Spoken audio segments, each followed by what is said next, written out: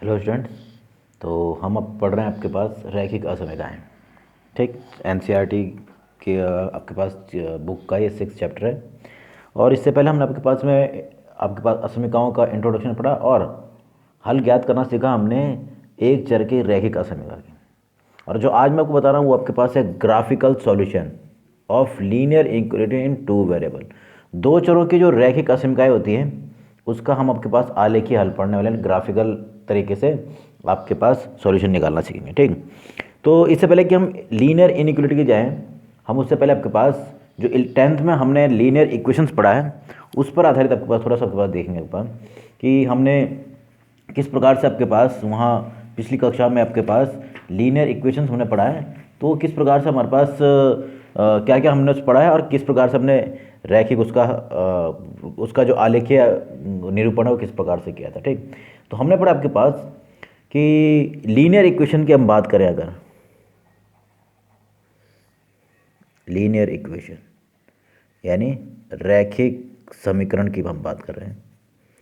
समीकरण में आपके पास क्या होता है कि जो रैखिक आपके पास बहुपद होगा उसमें आपके पास दो चरों का, उसमें इक्वल टू रख देते हैं आपके पास दो पदों के मध्य। तो आपके पास इस प्रकार से मानक रूप था उसका ax plus B Y plus C equal to zero. ये इसका मानक रूप है, पर इसमें अनिवार्य रूप से a is not equal to zero, b is not equal to zero. बाकी a b c belongs to क्या थे r, ये वास्तविक संख्याएं a b c। पर अनिवार्य रूप से ए और बी दोनों को शून्य नहीं होना, अगर क्योंकि दोनों अगर में से कोई भी एक शून्य होगा तो ये दो चर वाला नहीं रहने वाला है। तो लीनियर इक्वेशन आपके पास है पर इन टू वेरिएबल्स का। आपने इससे पहले जो सॉल्यूशन पढ़ा उसमें वन वेरिएबल का यूज़ होता है, यहाँ पर क्या है टू वेरिएबल का। तो ये आपके पास है रैखिक इक्वेशन, रैखिक समीकरण आपके पास यानी linear equation in two variable आपके पास। ठीक, तो हमने ये पढ़ा था आपके पास। इसके बाद इसके सॉल्यूशन निकालने की कई विधियाँ पढ़ी थी आपके पास। ठीक, और इस रैखिक असमीकरण को एक रेखा के द्वारा हमने आपके पास एक्स वाई तल पर निरूपित किया था। तो देखिए ऊपर जब भी हम किसी लाइन को ड्रॉ करते हैं, इस असमीकरण को ड्रॉ करते हैं, तो ये आपके पास एक्स वाई तल को देखो आपके पास किस प्रकार से, मैंने कहा ये है आपके पास एक्स वाई प्लेन।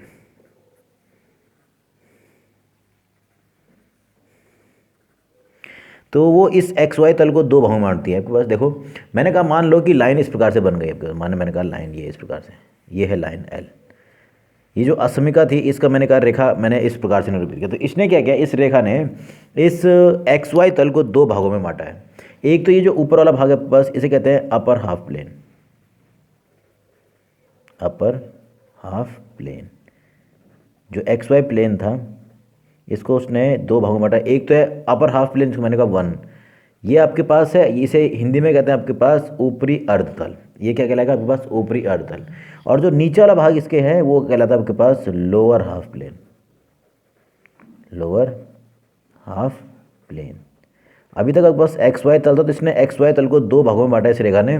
एक जो ऊपर की ओर है वो कहलाता है आपके पास अपर हाफ प्लेन और नीचे की तरफ आपके पास क्या है लोअर हाफ प्लेन। ये पॉसिबल है, इसमें मैंने कहा ये है आपके पास A X plus B Y plus C equal to zero, equal to zero आपके पास आ रहा है। ठीक, एक पॉसिबिलिटी तो ये है, कभी कभी क्या होता है कि लाइन ऐसा आपके पास नॉन वर्टिकल ना होकर कभी कभी क्या होती है वर्टिकल हो जाती है एक्स अक्ष पर। एक्स अक्ष पर मतलब ये इस प्रकार से मैंने कहा ओ एक्स वाई, और ये क्या हो जाए एक्स अक्ष पर लंबवत हो जाए। ये मान लो एल, जिसका इक्वेशन था A X plus B Y plus C equal to. इस केस में अपर और लोअर तो नहीं होगा, पर इसमें क्या होगा लेफ्ट हाफ प्लेन और राइट हाफ प्लेन। तो आपके पास देखिए जो इस तरफ ये कहलाएगा पर लेफ्ट हाफ प्लेन, ये इस साइड और आपके पास। ठीक है, ये हो गया लेफ्ट हाफ प्लेन। और इस तरफ जो राइट साइड में वो कहलाएगा राइट हाफ प्लेन। तो हमने आपके पास इससे पहले जो 10th में पढ़ा है उसके अनुसार जब उस लाइन को ड्रॉ, हम किसी असमीका को ड्रॉ कर किसी समीकरण को ड्रॉ करते हैं, रैखिक समीकरण, तो वो एक रेखा द्वारा निरूपित होती है और वो हमेशा एक्स वाई तल को आपके पास दो भागों में दो अर्ध तलों में बांटती है, हम कह सकते हैं, यानी हाफ प्लेन में बांट रही है। एक तो या तो upper half plane lower half plane, या फिर लेफ्ट हाफ प्लेन या राइट हाफ प्लेन। आपको मालूम है कि इस टाइम पर जब ये इस प्रकार का इक्वेशन होता है तो उस टाइम पर आपको पास मालूम है कि इक्वेशन का जो स्टैंडर्ड फॉर्म आपको होता है वो होता है एक्स इक्वल टू के रूप में। इसमें अपने आप ही वाई इक्वल टू क्या आपके पास जो था ये आपके पास इस रूप में आपके पास आने वाला है। तो ये इस प्रकार का समीकरण बनता है जिसके हिसाब से इस प्रकार की लाइन बनेगी कि एक्स अक्ष के समांतर आपके पास, ठीक है।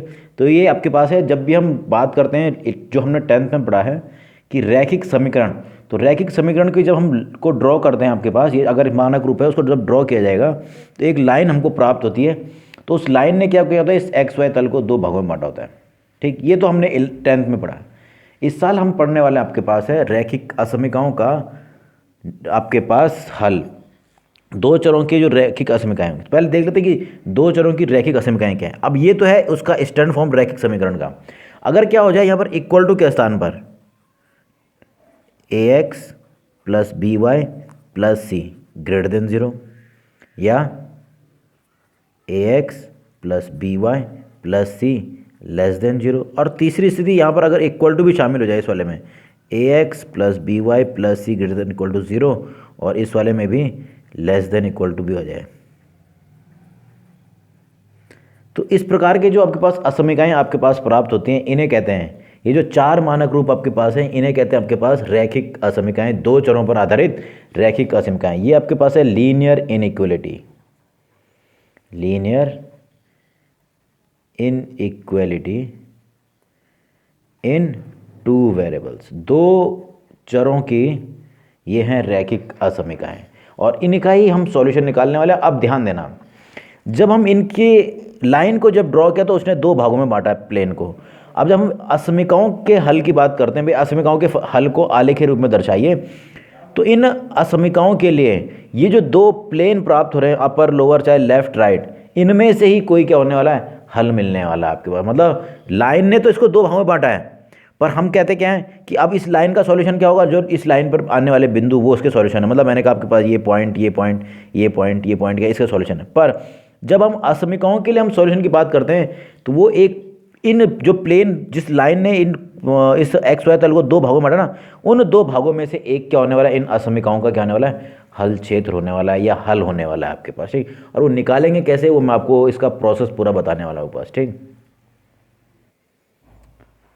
तो हम जो आपके पास आलेखीय हल पढ़ने वाले हैं वो इन असमीकाओं के लिए है। मतलब ये है रैखिक असमीकाएं दो चरों पर आधारित, स्टैंडर्ड फॉर्म यही आपके पास होने वाले हैं, less than equal to, greater than equal to, ये आपके पास है, ठीक है। तो जब आपको कहा जाता है कि इसका सॉल्यूशन निकाल रहे, तो जो मैंने आपको बताया कि लाइन एक्स वाई तल को दो अर्धतलों में विभाजित करती है, तो उन्हीं में से कोई एक अर्धतल क्या होने वाला है, इसका सॉल्यूशन होना है आपके पास, ठीक है। तो देखो किस प्रकार से आपके पास हम उसको कैलकुलेट करेंगे आपके पास, वो मैं बता रहा हूँ आपके पास, ठीक है।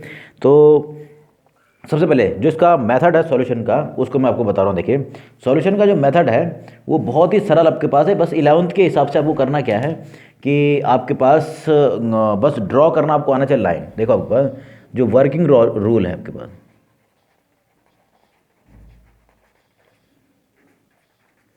फॉर ग्राफिकल मेथड,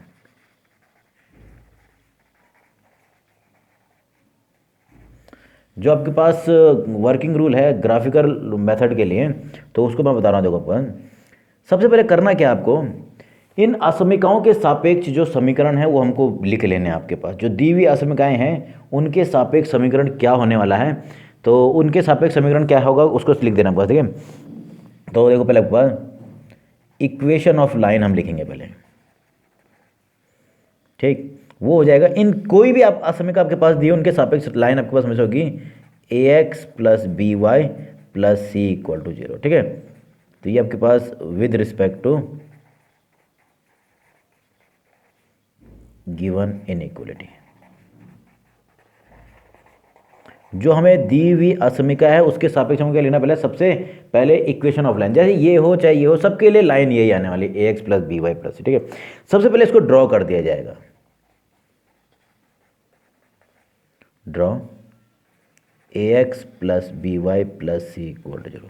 इसको ड्रॉ करना है। इसको ड्रॉ करने का एक मेथड बहुत सरल सा बस है। सबसे पहले हम कर देंगे पुट एक्स इक्वल टू 0, तो वाई का मान मिल जाएगा जो कि होगा माइनस सी अपॉन ए। तो पहला पॉइंट मिल रहा है 0 माइनस सी अपॉन ए, और दूसरा आप पुट कर दो वाई इक्वल टू 0, तो एक्स इक्वल टू मिलेगा माइनस सी अपॉन, सॉरी यहाँ पर प्लस बी प्राप्त हो रहा है, तो यहाँ पर मिलेगा ए। ये मिलेगा आपके पास इस प्रकार से माइनस सी अपॉन ए और 0, जिसे हम अंतःखंड भी कहते हैं बस, ठीक है। तो इस प्रकार से दो बिंदु मिल गए, तो आप इसकी मदद से इजीली उस लाइन को ड्रॉ कर लोगे बस, ठीक है। ये वो पॉइंट है जहाँ पर क्या कर रहे हो, एक्स अक्ष और वाई अक्ष को काटते हैं, तो इन दोनों बिंदुओं को मिला के हम बना सकते हैं बस लाइन, ठीक है। देन आपके पास ड्रॉ लाइन ज्वाइनिंग, इसको पॉइंट ए, इसको पॉइंट बी मैंने मान लिया, ए एंड बी, इन दोनों पॉइंट पर। ये हर जगह अप्लाई नहीं होगा, जहाँ पर आपके पास अगर कोई पर लाइन मूल बिंदु से आएगी तो वहाँ पर ये अप्लाई नहीं होने वाला है, ठीक। क्योंकि उस टाइम पर वो मूल बिंदु से आएगा तो उसके टाइम पे अंतःखंड नहीं बनाए उसने पास, ठीक है। तो ये इस टाइम पर जो पैसे ये है, ये वो पॉइंट है जहाँ पर उन्होंने एक्स अक्ष और वाई अक्ष को प्रतिच्छेद किया जिस लाइन है, ठीक है। ये अपना ड्रॉ करने का तरीका पास, ठीक। उसके बाद क्या होगा, हमको क्या मिलेगा आपके पास, जब इसको ड्रॉ करोगे तो हम आपके पास प्राप्त होंगे, now we find out two half planes. अब थोड़ा ध्यान देना कि जो आपने जब लाइन को ड्रॉ किया तो आपको क्या प्राप्त हो जाएगा, दो हाफ प्लेन मिलेंगे। आइदर आपके पास, या तो आपके पास मिलेगा पहला case upper half plane and lower half plane, एक किसी तो ये है, या फिर ये भी हो सकता है आपके पास कहीं पर आपको ये इस प्रकार से ज़्यादातर आपको यही मिलने वाला है, या फिर ये मिलेगा लेफ्ट हाफ प्लेन या राइट हाफ प्लेन, ठीक। तो ये इस प्रकार से, तो मैंने अपर हाफ प्लेन और लोअर हाफ प्लेन निकाल लिया है, ठीक। इसके बाद इन्हीं दोनों हाफ प्लेन में से कोई एक क्या होने वाला है, सॉल्यूशन रीजन होने वाला है, या हम कहते हैं हल क्षेत्र होने वाला है। तो हल क्षेत्र ज्ञात करने के लिए हम आपके पास क्या करते हैं, हम करते हैं बिंदु परीक्षण कराते हैं आपके पास, क्या करते हैं, बिंदु परीक्षण होगा। किस प्रकार से कराएंगे, देखो देखो ये आपके पास है, जब आपके पास हाफ प्लेन है तो उस टाइम पर आपके पास देखो, मैं आपने हाफ प्लेन ज्ञात कर लिया, लोअर हाफ और अपर हाफ, तो इस हिसाब से आपके पास आएगा, देखो now apply point test, apply point test for solution region या हाफ प्लेन। ये भी कह सकते हैं कि जो सॉल्यूशन रीजन लिखा हो या सॉल्यूशन हाफ प्लेन कौन सा है, अपर हाफ प्लेन उसका सॉल्यूशन है या लोअर हाफ प्लेन है, उसके लिए हम क्या करते हैं, पॉइंट टेस्ट करते हैं bye any point not on the line. अब ध्यान देना है, जो आपने लाइन ड्रॉ की है उस पर स्थित कोई, उसके अलावा कोई अन्य पॉइंट ले लिया जाएगा और उसमें क्या आपके पास है, उससे हम क्या करते हैं, बिंदु परीक्षण करते हैं। करना क्या होगा, तो देखो तो आपके पास by any point not on the line, किसी भी बिंदु को हम ले लेना जो क्या है, रेखा पर स्थित नहीं है, ठीक है। तो अब ये तो है कि मैंने पॉइंट टेस्ट को अप्लाई करना, पर अप्लाई करने के लिए क्या कहेंगे, देखो पुट कोऑर्डिनेट ऑफ पॉइंट, मैंने कहा P x1 y1, जो बिंदु के जो निर्देशांक हैं x y, जो बिंदु के x y निर्देशांक हैं इन गिवन इनइक्वलिटी, उसको हम कहाँ रख देंगे, इनइक्वलिटी में रख देंगे। अब इनइक्वलिटी में रखने पर आपके पास देखो ध्यान देना, सबसे पहले तो वो करना क्या है कि इस जो दी हुई असमिका है उसके सापेक्ष जो रेखा है उसको निकालना है। पहला मेथड, पहला ये वर्क ही है आपके पास, ठीक है। जो असमिका दी है उनके सापेक्ष लाइन निकाल देनी है, फिर उस लाइन को ड्रॉ करना है। लाइन को ड्रॉ करना है तो आपने उसके लाइन को ड्रॉ करने का मेथड आपने 10th में भी पढ़ा है कि आपने टेबल बनाए उसके हिसाब से बनाए, ठीक।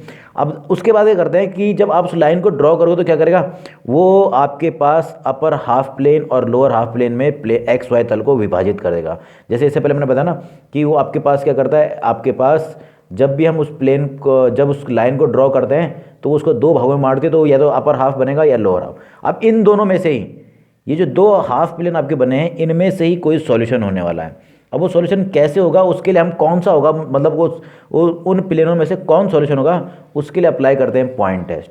पॉइंट टेस्ट करते हैं, इसका नाम है अप्लाई पॉइंट टेस्ट। मैंने कहा आपके पास बिंदु परीक्षण किया जाएगा, किसके लिए, सॉल्यूशन रीजन के लिए। अब रीजन कौन सा होगा, कोई एक हाफ प्लेन होने वाला है, ठीक। बाय एनी पॉइंट, किसी भी बिंदु को लेने पर अनिवार्य रूप से वो बिंदु क्या उस रेखा पर स्थित नहीं होने चाहिए। अब अप्लाई कैसे करेंगे उसको देखना आपके पास।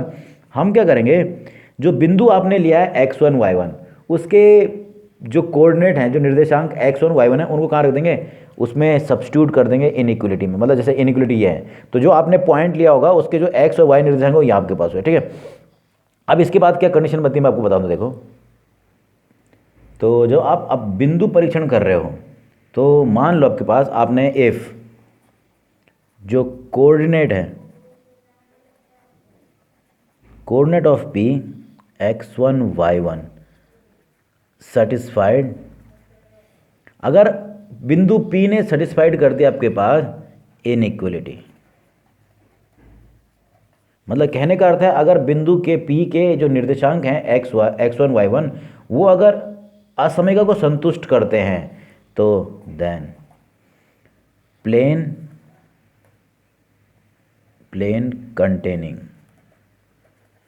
P पॉइंट x1 y1, तो जिस तल ने आपके पास P बिंदु को, जिस तल पर वो P बिंदु होगा वो क्या कहलाएगा, वो उसका हल क्षेत्र कहलाएगा। Then plane containing P x1 y1 is solution region for given inequality.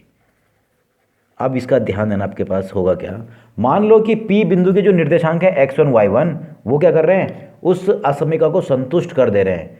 तो हम कहेंगे कि जो आपके पास जिस तल में वो बिंदु होगा, आपने दो तल बनाए ना आपके पास, जिस तल पर वो बिंदु होगा वो क्या कहलाएगा, उसका सॉल्यूशन रीजन कहलाएगा, ठीक। दूसरी स्थिति क्या बनती है, if P x1 y1 does not satisfied inequality. ये भी तो हो सकता है कि उसके बिंदु के P के निर्देशांक जो है ना वो उस असमीका को संतुष्ट नहीं कर रहा, तो उस टाइम पर then plane containing P x1 y1 is not solution region for given inequality. तो उस टाइम पर आपके पास जो उसकी इनइक्वलिटी का जो, अब ध्यान है ना, जब तो बिंदु P के निर्देशांक उस इनइक्वलिटी को संतुष्ट करें, तब तो जिस तल ने उसको जिस तल पर वो बिंदु था ना P, उसने क्या किया, वो क्या कहलाएगा, उस इनइक्वलिटी का हल क्षेत्र। पर जब अगर वो संतुष्ट नहीं कर रहा है इनइक्वलिटी को, तो उस टाइम पर जिस प्लेन ने उस बिंदु P को उभयनिष्ठ था, जिस पे यानी उसमें उपस्थित था, वो क्या कहलाएगा, उसका सॉल्यूशन रीजन नहीं कहलाएगा आपके पास, ठीक है। अब ये तो मैंने थोड़ा थियोरेटिकल बता दिया, मेन है कि जब हम इसके क्वेश्चन करेंगे तो आपको ज़्यादा समझ में आएगा। अब एक चीज़ तो ये है, एक आपके पास बहुत इंपॉर्टेंट चीज़ आपके पास है जो आप अधिकतर आपके पास है ना छूट जाता है आपके पास, बताऊँ क्या है। देखिए, अगर आपके पास असमीकाएँ इस रूप में हैं, ax plus B Y plus C less than 0 और ax plus B Y plus C greater than 0। अब थोड़ा ध्यान देना, जब आप इसके लिए लाइन ड्रॉ करोगे, whenever you draw the line for these types of inequalities, ठीक है, तो उस टाइम पर आपको ध्यान देना है कि उस टाइम पर करने का मेथड यही है पूरा का पूरा, कि आप है ना इसके सापेक्ष पहले लाइन ड्रॉ करोगे। पर इसके लिए जब लाइन ड्रॉ जब आप बनाओगे ax plus B Y plus C equal to 0, इसको जब ड्रॉ करना चाहोगे तो आप किसका यूज़ करोगे, डार्क लाइन के स्थान पर उस टाइम पर हम यूज़ करेंगे किसके, डॉटेड लाइन की। किसके लिए, डॉटेड लाइन, जिसे हिंदी में कहते हैं रिजु रेखा। रिजु रेखा हम हमेशा डॉट लाइन का प्रयोग करेंगे। इसका अर्थ होगा, अब डॉटेड, क्योंकि इसमें बताओ क्या इक्वल टू शामिल नहीं है, देखो इसमें इक्वल टू नहीं है ना, इसका अर्थ है पॉइंट ऑन द लाइन, जो बिंदु रेखा पर स्थित है, are not in solution region. अभी थोड़ा ध्यान देने वाली बात है, ये बहुत इंपॉर्टेंट चीज़ आपके पास है। देखिए, अगर असमीकाएँ आपके पास इस रूप में दी हुई हैं, लेस देन या ग्रेटर देन के रूप में, और आपको कहा जाता है कि भाई इसका हल क्षेत्र ज्ञात कीजिए, तो मेथड सारा वही है।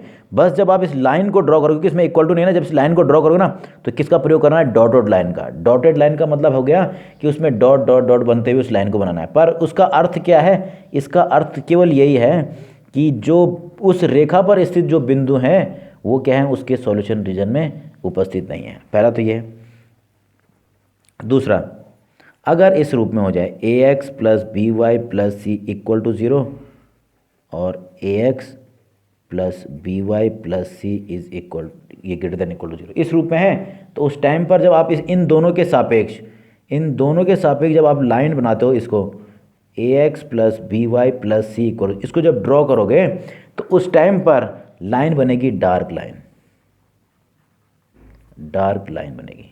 मतलब जैसे हम लाइन बनाते हैं डॉट, ठीक है, उसमें डॉट डॉट का प्रयोग नहीं करना, डार्क लाइन बनाना, ठीक है। इसका अर्थ होगा, इसका एक ही अर्थ होगा कि पॉइंट्स ऑन द लाइन, कि रेखा पर उपस्थित जो बिंदु हैं आर इन सॉल्यूशन रीजन। बस ये आपके पास मेथड है कि हमें करना क्या है, पहले असमीका के सापेक्ष रेखा का निर्माण करना है। हाँ, ध्यान देना है कि अगर इक्वल टू वाला असमीका नहीं है तो उस टाइम पर इसको लाइन को कैसे ड्रॉ करना है, डॉट डॉट लाइन से, यानी आपके टूटी हुई रेखा से, ठीक है। इसका अर्थ होगा जो रेखा पर स्थित बिंदु हैं वो उसके हल क्षेत्र में नहीं होंगे। और अगर इस प्रकार की रेखा असमीकाएं दी हुई हैं तो इस टाइम पर असमीका के सापेक्ष समीकरण जो होगा उसको डार्क लाइन से ड्रॉ किया जाएगा। इसका अर्थ होगा कि जो लाइन में उपस्थित बिंदु हैं वो क्या उसके सॉल्यूशन रीजन में है। अब ये तो हो गया, लाइन ड्रॉ किया आपने, उसके बाद सॉल्यूशन रीजन कैसे निकालते हैं उसको मैंने आपको बताया कि सबसे पहले जब भी रेखा ड्रॉ होगी तो वो तल को, एक्स वाई तल को दो भागों में बांट रही है, ऊपरी तल और निचला तल, तो उन दोनों तलों में से कोई एक सॉल्यूशन रीजन होने वाला है, ठीक। वो निकालने के लिए क्या करेंगे, हम अपनी तरफ से एक बिंदु ले लेंगे, उस पर बिंदु ऐसा लेना है जो उस रेखा पर उपस्थित नहीं है, और अगर वो उस असमीका को संतुष्ट कर रही है, अगर वो बिंदु उसको संतुष्ट कर रहा है तो जिस तल पर वो बिंदु होगा वो उसका सॉल्यूशन रीजन कहलाएगा। और अगर संतुष्ट नहीं कर रहा है तो वो जो तल जिसमें उपस्थित वो बिंदु है वो उसका सॉल्यूशन रीजन ना होके दूसरी और सॉल्यूशन रीजन होने वाला प्लस, ठीक है। तो अब मैं आपको एग्जाम्पल से बताऊंगा कि किस प्रकार से होने वाला है। देखिए, अब एग्जाम्पल मैं आपको बता रहा हूँ, तो देखिए ऊपर ये है असमीका और इसको ग्राफिकली इसको सॉल्व करना है। तो सॉल्यूशन देखिए बस किस प्रकार से होगा, यानी आलेखीय हल निकालना है इसका, ठीक है। तो दी हुई जो आपके पास असमीका है वो देखो क्या है, गिवन इनइक्वालिटी इज, ये है 3x plus 2y is less than 6। तो सबसे पहले ये तो दिया आपके पास है, इसके सापेक्ष समीकरण निकालेंगे। देखो इक्वेशन ऑफ लाइन हो जाएगी इज, इसके सापेक्ष line with respect to given inequality.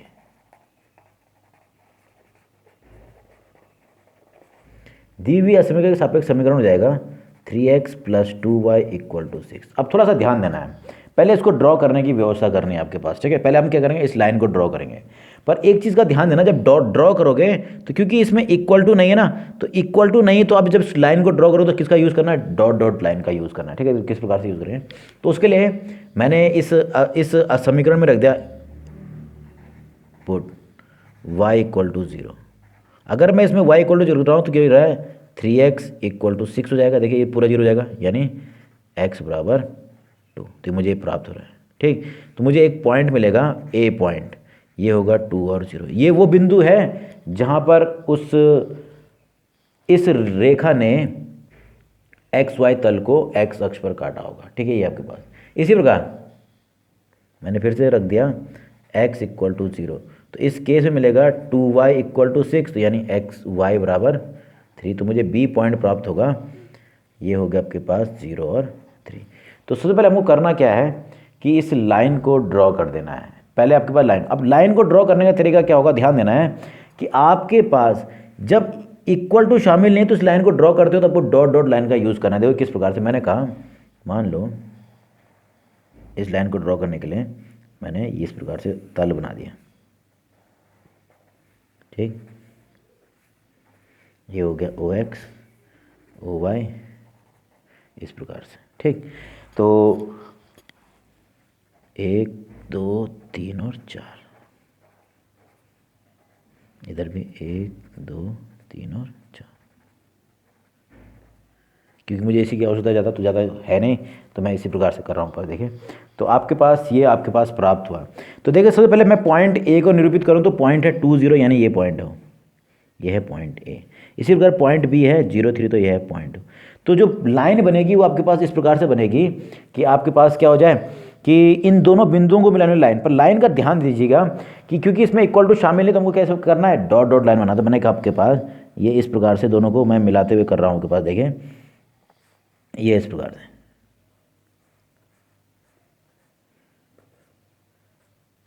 तो मैंने कहा ये लाइन बन गई आपके पास इस प्रकार से, ये लाइन ड्रॉ। तो ध्यान देना ये है कि इक्वल टू नहीं है तो डॉट डॉट लाइन बनेगी, ठीक। तो इस रेखा को जब मैंने ड्रॉ किया तो इसने दो भागों में इस तल को विभाजित किया, एक्स वाई तल को। ये हो गया अपर प्लेन, अपर हाफ प्लेन कहते हैं इसको,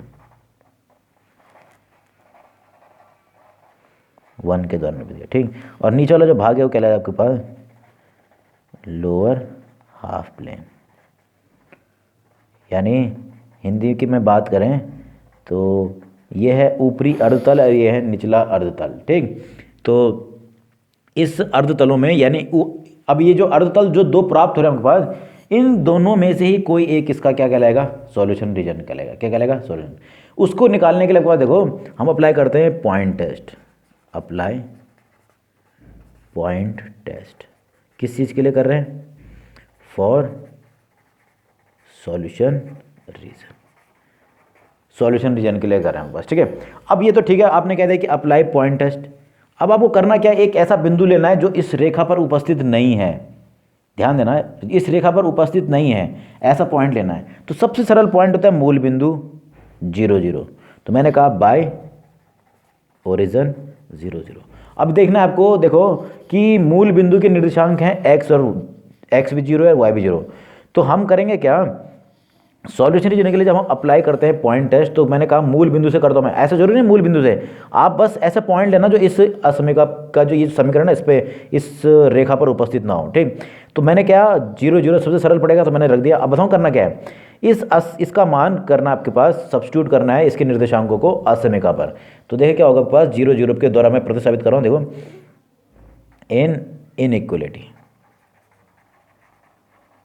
इसके जो निर्देशांक कारक धर्म के पास इक्वलिटी में रख दे रहा हूँ। तो क्या करेंगे, इनइक्वलिटी ये है, यानी 3 × 0 + 2 × 0 इज लेस देन 6। तो मुझे प्राप्त हो रहा है 0 इज लेस देन 6, जो कि क्या होता है हमेशा सत्य है। अब ये सत्य होने का अर्थ है कि आपके पास, क्योंकि इस मूल बिंदु ने इसको संतुष्ट कर दिया इस असमीका को, तो इसका अर्थ होगा आपके पास सॉल्यूशन रीजन हो जाएगा, solution region for inequality is half plane containing origin। तो आपके पास हल क्षेत्र वो होगा जिसने क्या, मूल बिंदु को अपने पे उभयनिष्ठ कर रखा, मतलब जिस पर उपस्थित कौन होगा, आपके पास मूल बिंदु। कौन सा है वो आपके पास, देखिए किस में है ये मूल बिंदु, किस में, लोअर हाफ प्लेन में। तो इसको हम शेड कर देंगे इस प्रकार से, ये तो जो लोअर हाफ प्लेन था वो इस असमीका का क्या कहलाएगा, हल क्षेत्र कहलाएगा। यानी आपके पास हैंस लोअर हाफ प्लेन, जिसको हमने सेकंड द्वारा निरूपित किया था, इज सॉल्यूशन रीजन। तो आपके पास हल क्षेत्र वो कहलाएगा जिसने संतुष्ट किया। अब थोड़ा ध्यान दीजिए, मान लो कि ये मूल बिंदु इसको संतुष्ट नहीं करता, तो इसका हल क्षेत्र ऊपर की ओर होता। अब ध्यान देने वाली बात क्या है कि ऐसा बिंदु लेना है जो रेखा पर स्थित है। अब एक चीज़ दिमाग में आती है कि ये डॉट डॉट क्यों बनी है, तो डॉट डॉट इसलिए बना है कि इस रेखा पर उपस्थित जितने भी बिंदु हैं वो इस हल क्षेत्र में उपस्थित नहीं है, केवल उसके नीचे की ओर जो जितने भी बिंदु ना वो सारे क्या कर रहे हैं, वो इनमें से आप कोई भी पॉइंट उठा लीजिए आप। जैसे मैंने कहा 1 0 भी है इसमें, 1 0 को अगर यहाँ रखेंगे ना इस असमीका में, वो भी इसको संतुष्ट करेगा। मतलब जब हम असमीका के हल क्षेत्र की बात करते हैं तो वो अर्धतल उसका हल क्षेत्र होगा जिस पर आने वाले प्रत्येक बिंदु उस असमीका का करेगा, हल क्षेत्र को ज्ञात कर, मतलब जो संतुष्ट करेगा आपके पास, ठीक है। तो आपके पास प्रोसेस क्या है, प्रोसेस सिंपल सी है, देखिए दी हुई असमीका के सापेक्ष पहले समीकरण निकाल लेना है। मैंने निकाल दिया, ये है दी असमीका। आप उस असमीका के सापेक्ष जो अपने समीकरण निकाला है उसको बना देना है इस विधि के द्वारा आपके पास, ठीक है। तो आप बस ये विधि वहाँ पर अप्लाई होगी जहाँ पर वो मूल बिंदु से नहीं गुजरने वाला है, ठीक। अगर वो अंतःखंड का निर्माण नहीं करेगा तो इस प्रकार से नहीं बनेगा, तो आपको 10th के स्टैंडर्ड से दो पॉइंट कंसिडर करते हुए बनाने पड़ेगा, ठीक है। पर ज़्यादातर इसी प्रकार से होने वाला है। तो देखिए आपने इसको ड्रॉ करने के लिए, इस समीकरण को ड्रॉ करने के लिए दो बिंदु लिए, ये हैं पॉइंट ए और बी। अब इस दोनों पॉइंटों को मिलाने के आपने लाइन बना दी, पर लाइन किस प्रकार की बनेगी वो डिपेंड करता है कि असमीका में इक्वल टू है या नहीं। अगर इक्वल टू नहीं है, जैसे इस प्रकार से, कहीं पर ग्रेटर देन भी होता, तो अगर असमीका आपके पास में इक्वल टू नहीं है तो लाइन कैसे बनेगी, हमेशा डॉट डॉट वाली है आपके पास, टूटी हुई रेखा आपके पास, ठीक। हाँ, अगर इक्वल टू होता तो इसको डार्क बना दिया जाता है। इसके एक ही, इसके मीनिंग क्या है उसको भी समझना है। अगर डॉट डॉट डॉट लाइन बनी है तो इसका अर्थ है कि इस रेखा पर उपस्थित जो बिंदु हैं वो इस हल क्षेत्र में नहीं है। पर अगर डार्क लाइन होती ना, अगर ये लाइन डार्क होती है, मान लो ये इक्वल टू में होता, तो इस टाइम पर इसको डार्क बनाया जाता और उसका एक ही अर्थ होता कि रेखा पर उपस्थित बिंदु भी क्या हैं, उसके हल क्षेत्र में है। ठीक है, तो हो गया। आपने लाइन ड्रॉ की, चाहे वो डॉट डॉट बने या डार्क बने, वो हमेशा इस तल को, एक्स वाई तल को दो भागों में बांटेगा, अपर हाफ प्लेन या लोअर हाफ प्लेन। ठीक, तो सॉल्यूशन रीजन या तो अपर हाफ होगा या लोअर हाफ होगा। उसको चेक करने के लिए हम बिंदु परीक्षण करते हैं। क्या करते हैं? बिंदु परीक्षण। ये है आपके पास बिंदु परीक्षण, इसे कहते हैं बिंदु परीक्षण, जो मैं कह रहा हूँ पॉइंट टेस्ट। बिंदु परीक्षण किया जाता है। अब इस बिंदु परीक्षण में होता क्या है कि आपको इस रेखा पर उपस्थित बिंदुओं के अलावा इस तल पर कोई भी बिंदु ले लो, चाहे वो अपर हाफ में है चाहे लोअर हाफ में है, तो अगर आपके पास लोअर हाफ में है चाहे अपर हाफ में, कहीं से भी ले सकते हैं, पर अनिवार्य रूप से वो रेखा पर उपस्थित नहीं होना चाहिए। तो कोई भी पॉइंट ले लीजिए। तो मेरे पास यहाँ पर सरल पॉइंट था कि मैं मूल बिंदु का ले लूँ, तो मैंने मूल बिंदु का चेक किया और ये मूल बिंदु क्या कर रहा है, संतुष्ट कर जा रहा है। तो जब संतुष्ट कर रहा है तो वो हाफ प्लेन जिस पर मूल बिंदु है, क्योंकि इसने संतुष्ट किया है ना, तो वो हाफ प्लेन जिस पर मूल बिंदु है वो उसका सॉल्यूशन रीजन कहलाएगा। So solution region for inequality is half plane containing मूल बिंदु यानी ओरिजन। ठीक, तो यह इसका अर्थ क्या हो गया, जो लोअर हाफ प्लेन था जिसने मूल बिंदु को कंटेन किया था, यानी जिस पर उपस्थित बिंदु कौन है, मूल बिंदु, वो क्या कहलाएगा आपके पास, उसका सॉल्यूशन। अब आप चेक करने के लिए मैंने कहा भाई इधर एक पॉइंट रहा होगा 2 2, जरा 2 2 देखो संतुष्ट करता है। इसमें 2 रखेंगे तो 3 दूने 6 और 4 4 6 और 4 10, क्या वो 6। मैंने जब इस पर चेक कर रहा हूँ, इस पॉइंट के लिए चेक कर रहा हूँ, तो 3 गुणा 2 प्लस 2 गुणा 2, तो ये आपके पास हो रहा है लेस देन 6, यानी आपके पास 3 दूने 6 प्लस 4 मतलब 10 इज लेस देन 6। ये क्या हो रहा है, फॉल्स। ये गलत हो रहा है, ये इसको संतुष्ट नहीं करा तो इसका हल क्षेत्र इसको कंटेन करने वाला नहीं होने वाला, यानी ऊपर वाला हाफ प्लेन इसका सॉल्यूशन रीजन नहीं होगा। ठीक, तो 2-3 चीज़ों का ध्यान देना आपको। एक तो आपको 10th स्टैंडर्ड का लाइन ड्रॉ करना आना चाहिए, वो अगर आपको आता है तो इजीली आप यहाँ पर क्वेश्चन कर सकते हो। ठीक, थोड़ा आपके पास ध्यान देना आपके पास है कि कौन सा प्लेन सॉल्यूशन रीजन है, उसके लिए बिंदु परीक्षण करना है, ये तो मैंने बता दिया। पर बिंदु ऐसा होना चाहिए जो रेखा पर उपस्थित ना हो, एक चीज़ है। फिर एक चीज़ और जिसका ध्यान देना होता है कि कब डॉट डॉट लाइन बनेगी, कब डार्क लाइन बनेगी।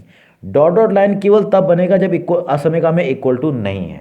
अगर इक्वल टू होता है तो हमेशा डार्क लाइन बनेगी, और डार्क लाइन का अर्थ होगा जो लाइन पर उपस्थित जो बिंदु हैं वो भी सॉल्यूशन रीजन में उपस्थित हैं।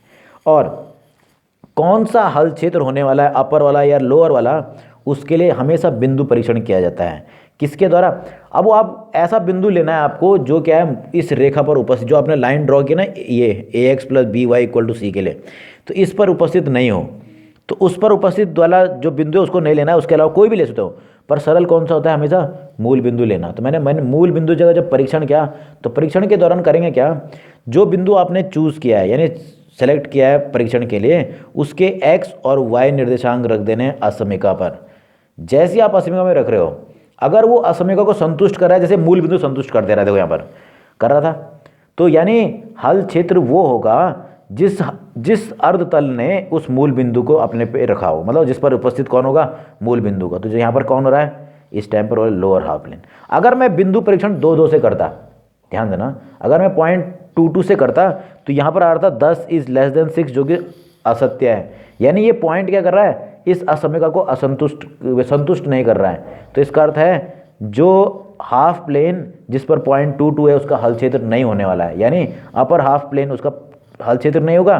तो वो नहीं होगा तो कौन होगा, दूसरा अर्धतल यानी लोअर हाफ प्लेन हो जाता है। ठीक, तो ये था आपके पास आलेखीय जो आपके पास हल करने की विधि है 2 चरों के रैखिक असमीका को, वो मैंने आपको बताया।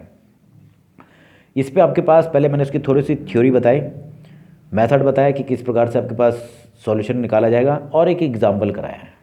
अभी अब जैसे जैसे हम इस क्वेश्चनों को करते जाएंगे वैसे वैसे हमको क्या मिलता जाएगा, ये आपके पास और सरल होता जाएगा हमारे लिए आपके पास। ठीक, तो अभी आपके पास एक असमिका होगी, कहीं कहीं पे दो असमिकाएं होंगी, तो उसमें हम उभयनिष्ठ क्षेत्र देखने वाले हैं आपके पास। ठीक है, जो दोनों असमिकाओं में संतुष्ट करे। ठीक, तो ये आपके पास है ग्राफिक विधि, तो अनिवार्य रूप से इसको ढंग से पढ़ें आपके पास, क्योंकि इसी पर आधारित आपके पास आगे मेन एक्सरसाइज में आपके पास जो क्वेश्चन होंगे वो हम करने वाले हैं नेक्स्ट वीडियो में। ठीक, पर आप अनिवार्य रूप से लाइन ड्रॉ करना आपको आ जाना चाहिए। आप एक विधि तो ये आपके पास है, या आप ना 10th स्टैंडर्ड से भी ड्रॉ करना चाहो वो आपके पास टेबल बनाते हुए, तो उसका भी यूज़ कर सकते हो। बस हमको क्या करना है, लाइन को ड्रॉ करना आना चाहिए। लाइन ड्रॉ करना आ गया तो समझ लो आपके पास हल क्षेत्र निकालने के लिए क्या करना है, केवल बिंदु परीक्षण। और 2-4 चीज़ों का ध्यान देना है कि इक्वल टू है तो लाइन डार्क, इक्वल टू नहीं है तो लाइन कैसे बनेगी, डॉट डॉट। इसका एक ही अर्थ है, डॉट डॉट लाइन का अर्थ है कि जो हल क्षेत्र आपने निकाला है उसमें ये रेखा पर स्थित बिंदु नहीं है। अगर ये लाइन डार्क होते तो हम कहते हैं जो रेखा पर स्थित बिंदु हैं वो भी क्या उसके हल क्षेत्र में उपस्थित है। ठीक, तो ये था आपके पास दो चरों के रैखिक असमिका का किस प्रकार से आपके पास सॉल्यूशन निकाला जाएगा ग्राफिकली। ठीक, ग्राफिकली आपके पास सॉल्यूशन कैसे निकालना है वो मैंने आपको बताया। अभी एक एग्जांपल मैंने आपको बताया केवल, और नेक्स्ट वीडियो में मैं आपको जो इसमें 6.2 एक्सरसाइज है उसके कुछ क्वेश्चन बताऊंगा। बाकी मेरे ख्याल से आप ना इजीली इन क्वेश्चनों को आप कर सकते हो, बस आपको थोड़ा सा फिगर जिस प्रकार से बन रहा है वो आपको आ जाना चाहिए। फिगर बन जाएगा तो इजीली हम क्या कर सकते हैं, क्योंकि हम पढ़ क्या रहे हैं, ग्राफिकल मेथड है सॉल्यूशन का, तो ग्राफ यानी फिगर क्या बनना चाहिए आपके पास, नीट एंड क्लीन बनना चाहिए आपके पास। ठीक, तो नेक्स्ट वीडियो में मैं इसके जो एक्सरसाइज है उसके कुछ क्वेश्चन आपको कराऊंगा आपके पास। ठीक, ओके।